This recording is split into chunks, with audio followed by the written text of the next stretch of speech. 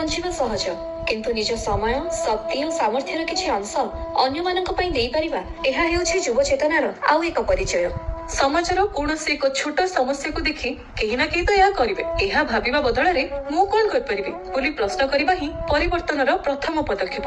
ତେବେ ଆସନ୍ତୁ ବନ୍ଧୁ, ଏମିତି ଜଣେ ଯୁବ ସ୍ୱେଚ୍ଛାସେବୀଙ୍କ ବାର୍ତ୍ତା ଶୁଣିବା, ଯିଏ ନିଜ ଯୁବାବସ୍ଥାର ଶକ୍ତିକୁ ସମାଜ ପାଇଁ ନିୟୋଜିତ କରିଛନ୍ତି।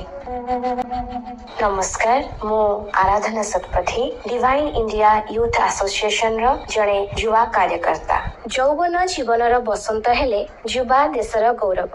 କୁହାଯାଏ, ଯବାନୀ ଯେଉଁ ଦିଗକୁ ଯାଏ, ଯୁଗ ସେହି ଦିଗକୁ ଯାଏ। ନିର୍ମାଣ ଓ ବିକାଶ ନିମନ୍ତେ ଶକ୍ତିର ଆବଶ୍ୟକତା ରହିଛି ଏବଂ ଏହି ଶକ୍ତିର ସ୍ରୋତ ହେଉଛନ୍ତି ଆଜିର ଯୁବ ସମାଜ। ତେବେ ପ୍ରଥମେ ଜାଣିବା, ବାସ୍ତବିକରେ ଯୁବା କିଏ? ଯାହାର ଶବ୍ଦକୋଷରେ ଅସମ୍ଭବ ବୋଲି କିଛି ଶବ୍ଦ ନାହିଁ, ଯିଏ ବାଧା ଗୁଡ଼ିକୁ ଚିରି ନିଜର ରାସ୍ତା ତିଆରି କରିଥାଏ, ଯିଏ ପରିସ୍ଥିତିର ଦାସ ନୁହେଁ ବରଂ ତାର ନିର୍ମାତା, ଯିଏ ଭାଗ୍ୟ ଉପରେ ନୁହେଁ ନିଜର କର୍ମ ଉପରେ ବିଶ୍ୱାସ ରଖିଥାଏ, ଯିଏ ଉଲ୍ଲାସ ଉତ୍ସାହରେ ବଞ୍ଚେ ଓ ସୁନେଲି ଭବିଷ୍ୟତର ସ୍ୱପ୍ନ ଦେଖୁଥାଏ। ତେଣୁକରି କୁହାଯାଏ, ସୁସ୍ଥ ଯୁବା ସଶକ୍ତ ରାଷ୍ଟ୍ର, ଶାଳୀନ ଯୁବା ଶ୍ରେଷ୍ଠ ରାଷ୍ଟ୍ର, ସ୍ୱାବଲମ୍ବୀ ଯୁବା ସମ୍ପନ୍ନ ରାଷ୍ଟ୍ର। କିନ୍ତୁ ବାସ୍ତବିକରେ ଆଜିର ଯୁବ ସମାଜ ବହୁତ ପ୍ରକାରର ନିଶାରେ ଆସକ୍ତ, ଯେମିତିକି ଅଧିକ ମୋବାଇଲ ୟୁଜ କରିବା ହଉ, ଦଙ୍ଗା କରିବା ହଉ, ରାଜନୀତିରେ ଅଯଥା ନିଜର ସମୟ ଶ୍ରମଦାନ କରିବା ହଉ, କିମ୍ବା ସବୁଠାରୁ ବଡ ହଉଛି ଯୋଉଟା ସବୁ ପ୍ରକାର ମାଦକ ଦ୍ରବ୍ୟ ସେବନ କରିବା ହଉ। ଆଜି ସମାଜରେ ବ୍ୟସନ ବଡ ଦ୍ରୁତ ଗତିରେ ବଢି ଚାଲିଛି।